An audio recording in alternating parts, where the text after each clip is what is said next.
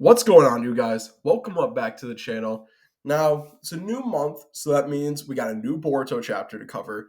But before we go, just diving into the chapter, I think there's one, big aspect about the chapter that hasn't been really getting a lot of recognition. And honestly, it deserves it because I was very impressed with it. This is technically the first chapter where Boruto is not in the chapter at all. He's only really mentioned. He's kind of just mentioned as like this figure that knows so much by the Shinju and as someone that just wants to be killed by Kawaki. So this is the first chapter where Boruto doesn't make an appearance at all.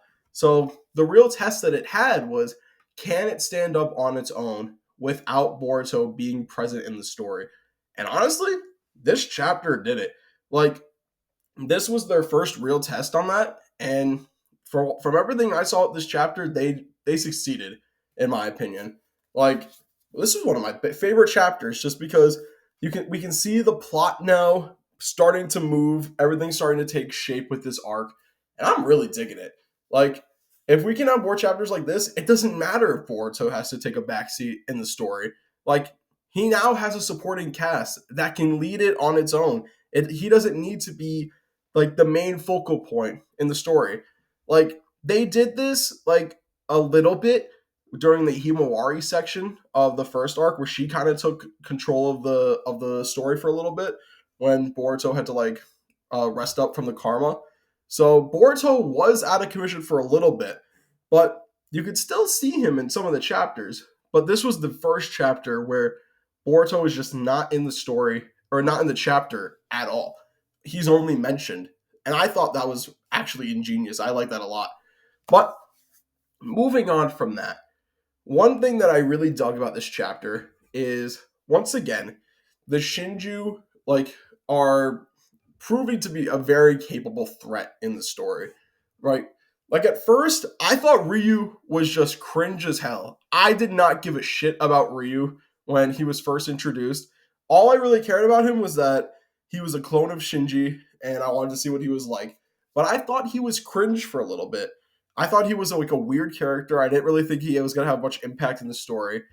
But credit to him, man. He was able to figure them out very quickly. He detected on Yodo's bloodlust like that. Like, he was able to use his bulb to drag Yodo out of hiding, essentially, and essentially expose them in one chapter. Like, and what's funny is, he knew all along that he was probably going to be betrayed, but he waited for this exact moment to get the jump on them. Like, I thought that was really cool. It shows that the Shinju are smarter than how they were essentially portraying themselves to be. Because when we first met Ryu, I thought he was dumb as hell. I thought he was just gonna get clapped, but no, he's gonna prove himself to be a challenge for the characters, and I like that. Same with Mitsuri. Mitsuri, I thought was just going to be someone that loves Konohamaru, and that's it. But you see Konohamaru have a fatal flaw. His love for Moegi is starting to show. It's starting to poke through. And Mitsuri clocks that immediately. And as soon as she clocks that, the bloodlust comes out. So now Konohamaru's in peril because his love for Moegi has the potential to be his demise. So it all comes down now to, can Konohamaru talk himself out of the situation with Mitsuri, or is it too far gone and he could potentially be killed at this point? That's really on the table, in my opinion. I genuinely do think Konohamaru might not make it out of this arc. Like, I genuinely think that might happen. That's on the table. That, if they want stakes, because we saw last chapter, Boruto asked Kashin Koji, all right, give me a number. How many people are dying? What's the percentage? And Kashin Koji wouldn't give it to him. So I think anybody is up for grabs now. It could be someone from the sand, could be someone from the leaf, but in all intents and purposes, I think it might be Konohamaru. I think this is the time for the mentor character to die, because We can say Sasuke was the mentor character that died, but he's not dead. If you really want like a Boruto mentor character to die, you kill Konohamaru. Like that's like the big thing with like hero stories. The mentor dies to essentially help foster their growth as a character. Now, sure, like I said, you can say that was for Sasuke, but Sasuke is not essentially dead. He can be saved. You kill Konohamaru, that's Boruto's like brother figure. That's someone that he looks up to like a brother. That's someone that he looks up to. Like that was his main mentor for like a lot of his life. You kill Konohamaru, that changes the game. That changes everything.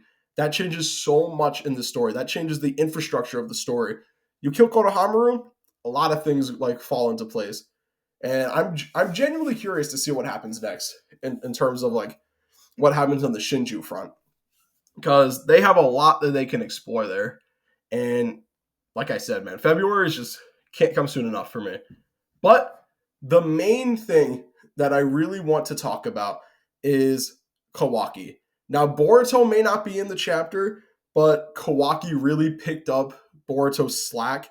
And Kawaki is essentially like, he carried the chapter for me.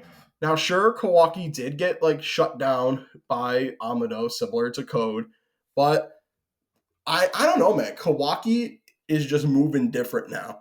I love it. So like essentially Amado is begging Kawaki, please implant your karma on my daughter so that way she can revive through the karma. And Kawaki's like, listen, I only do it if I kill everybody first and I can ensure she's not going to be in Otsutsuki. Like Kawaki is kind of raw right now. I'm digging it. Like I wasn't expecting that from well, I was kind of expecting that from Kawaki. Like I was expecting him to have like his own goals still, but what I wasn't expecting was that he's still looking to kill Boruto. Like I thought that him and Boruto had kind of teamed up. I guess they're still like working together to take down the Shinju, but I don't know, man. I didn't think he was gonna like proclaim that he's still looking to kill Boruto like this early. Like I thought like he was gonna like hide that fact for a little bit, but nope. Kishimoto is letting you know now. Listen, Kawaki is on a one-track mission. He does not care if he dies. Kawaki is at the point now where like I don't see Kawaki being saved. I'm now of the belief that Kawaki will not be alive by the end of this story because Amado made a point to bring up, hey, listen, if I do this, all of your like defensive and recuperative measures are going to be gone. If I put everything into your offensive capabilities, you could die if I do this. And Kawaki essentially being like, nah, I'm good. Put everything into offense so I can make sure I can kill everyone that stands in my way. That tells me Kawaki will not be alive at the end of the story. I think Boruto and Kawaki are going to have their fight, but different from Naruto and Sasuke when they had their final clash, this final clash isn't to see if they can become a family and brothers again. This final clash is essentially going to be the death of Kawaki as a character. I think that's what's being set up. I think that's what this chapter lays out for us clear as day. Like all Kawaki cares about now is killing Boruto, killing the Otsutsuki, and he doesn't care what happens to himself at the end of the day. He's thrown all of that away to essentially just be a monster, like he said. Make me a monster, Amado, so I can just kill everyone that I need to kill. Like Kawaki has essentially, with this decision, Kawaki has thrown away like the the possibility of going back to a family life. That's gone now with this decision. Now all Kawaki has left is killing Boruto, killing the Otsutsuki, and then when he knows that Naruto and Hinata will be safe again, like Kawaki, I think is just going to die because I think that's all that's left for Kawaki at this point. Kawaki is a character that has always just been in a cycle of violence, of hatred. That's all he knows. Like, sure, he was with the Uzumakis for a while, and he was able to learn about familial love, but at the end of the day, this is what he knows. He only knows violence. And him using violence in this way, this is him feeling like this is familial love. If he does all of this, kills Boruto, who he sees as a threat, even though he would be killing the Hokage's son, he still sees it as a way of protecting his father figure. So, like I said, man, Kawaki is going to die at this point in the story. There's nothing left for him. Once all this is taken care of, like once we get to the final clash between Boruto and Kawaki, one of them isn't making it out, and Boruto most certainly will be making it out. Kawaki is most likely not making it out of that fight, man. Like at this point in the story, he's not making it out. And honestly, that's the only fate that I see left for Kawaki as a character, man. It's honestly sad. But with that, I think I've rambled long enough. Overall, very great chapter. I loved this chapter a lot. Like I said, it showed me that you can have chapters without Boruto in the story and it's still good. Like, I'm just looking forward to seeing what we got coming up next, man. Like, February can't come soon enough for this next chapter.